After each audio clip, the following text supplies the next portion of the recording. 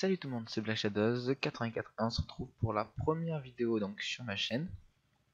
Donc cette vidéo pour l'instant et les vidéos qui suivront pour l'instant seront en off, donc des voix off. Parce qu'en fait avant de me présenter j'ai la GoPro et j'ai acheté donc le Boya LM20. Le souci c'est que je n'ai pas encore le caisson qui permet de brancher le câble à la GoPro parce que j'ai pas voulu faire le trou.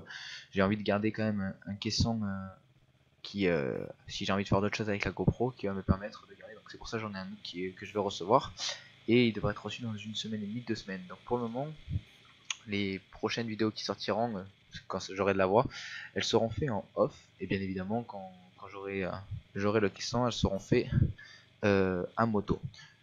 Alors pour me présenter, donc j'ai 19 ans, je suis d'Avignon, donc près d'Avignon pour être plus précis. Et, et donc voilà, j'ai voulu me lancer dans un motovlogging parce que ça me tentait. Beaucoup de motovloggeurs m'ont donné envie.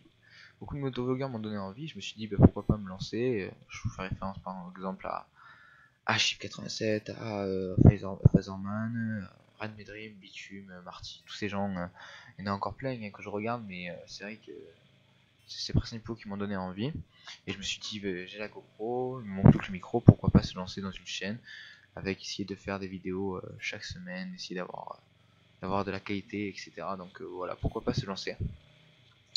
Donc mon parcours à moto, c'est le plus important. Donc tout d'abord, j'ai eu mon permis moto il y a à peu près 7 mois, en juin dernier, avec un peu de difficulté pour ce permis, puisque j'ai jamais conduit de moto, c'était ma première fois en moto. Donc c'est pour ça que le plateau, bon, petit à petit s'est rentré, mais galère au début, donc j'ai eu mon plateau du premier coup, ainsi que ma circulation aussi du premier coup. Et je ferai sûrement un truc sur le permis, parce que c'est vrai que pas mal de gens, quand ils veulent passer leur permis, etc., ils sont à la recherche d'aide, etc. Moi, c'est ce que j'avais fait. J'avais cherché, c'est là où Shift avait commencé à bien exploser et qui faisait des très bonnes vidéos sur le permis. Et je me suis dit pourquoi pas aussi donner des conseils par rapport à moi, parce que y a des conseils que moi j'aurais donné à sa place, etc. Et je vois d'une autre façon de passer le permis, donc tous les conseils qui pourraient être bons à donner, pourquoi pas. Donc je ferai sûrement une petite série pour le permis moto, parce que c'est quand même quelque chose d'important. Et c'est le début d'être motard, quoi. Donc il faut apprendre, faut avoir les bases pour pouvoir continuer cette belle aventure. Donc voilà, donc j'ai passé mon permis. Et donc en juillet, achat de ma première moto. Et oui, enfin, c'est le Graal, quoi. C'est l'achat de la moto. Alors pour la moto, j'avais hésité entre trois modèles au départ. Là, je voulais d'abord partir sur un Roadster ou dans le départ après une sportive, mais bon, vu les prix de l'assurance, on peut vite oublier. Donc un Roadster, j'hésitais entre la EJ6, donc c'est la moto que j'ai eue pour le permis. J'ai hésité aussi pour la MT-07 et le R6L. Alors, déjà les EJ6, pour moi je l'enlève directement parce que quand je l'ai passé, donc j'étais bridé. Un 4 cylindres quoi. C'est vrai que je la trouvais très lourde, j'étais pas bien assis, confortable. C'était pas la meilleure moto au niveau de la reprise, etc.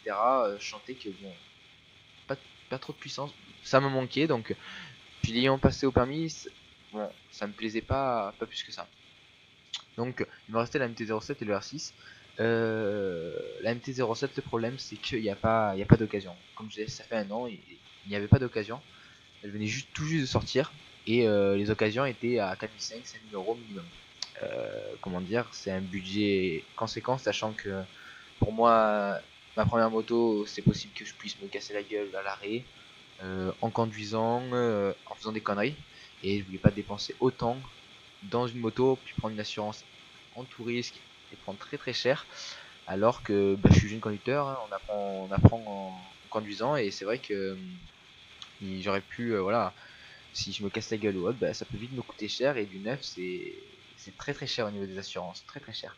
Donc c'est pour ça que je me suis lancé dans le R6 qui a depuis 10 ans montrer que c'était des bonnes motos. C'est pour ça que c'est en moto-école aussi. Et franchement, pour la mienne, mon ER6N, c'est vraiment le top. Vraiment le top. J'adore la conduire, c'est vraiment une conduite phénoménale pour moi, j'ai pas de problème. Alors comme je suis en permis A2, elle est bridée.